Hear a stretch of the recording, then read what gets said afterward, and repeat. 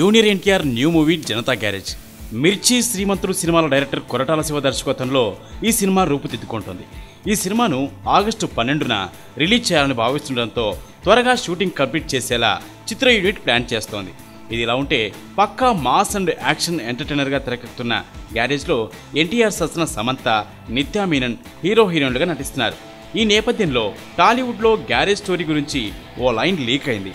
ఆ లైన్ ప్రకారం ఈ మూవీలో ఇద్దరు అన్నదమ్ములుంటారు. పెద్దవాడైన మోహన్ లాల్ పెద్ద మాఫియా డాన్, తమ్ముడు సాయి కుమార్ చాలా కూల్ పర్సన్. ఇతరికి అన్న డాన్ వ్యవహారాలు నచ్చవు. కట్ చేస్తే మోహన్ లాల్ తాను ఉన్న చోట నుంచి ముంబై వెళ్ళి అక్కడ జనతా గ్యారేజ్ స్థాపిస్తాడు.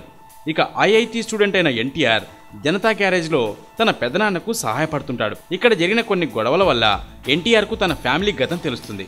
తన తండ్రి సాయి కుమార్ గొడవల్లో చనిపోయాడని, తన పెదనాన్న గతంలో పెద్ద డాన్ అని తెలుసుకుంటాడు. తన ఫ్యామిలీకి జరిగిన అన్యాయంపై ఎన్టీఆర్ ఎలా రివెంజ్ తీర్చుకున్నాడు, మధ్యలో సమంత, నిత్యా మీనన్ స్టోరీ ఏంటన్నదే గ్యారేజ్ స్టోరీ లైన్. మరోవైపు జనతా గ్యారేజ్ మూవీ డైలాగులు ఇవేనంటూ సోషల్ మీడియాలో తెగ హల్చల్ చేస్తున్నాయి.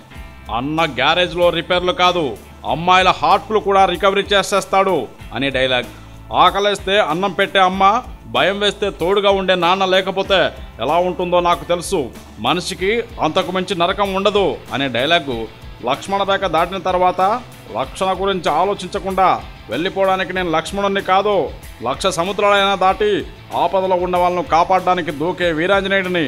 బండి రిపేర్ చేయడానికి 2 రెంచులు కావాలేమో, నన్ను రిపేర్ చేయడానికి నా చేతులు చాలు అనేవి ఎన్టీఆర్ డైలాగులట.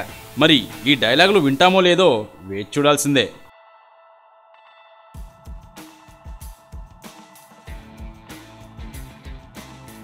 ఈ వీడియోపై మీ విలువైన కామెంట్స్ ని మాతో షేర్ చేసుకోండి. అండ్ ఇంకో విషయం, సబ్స్క్రైబ్ చేయడం మర్చిపోకండి.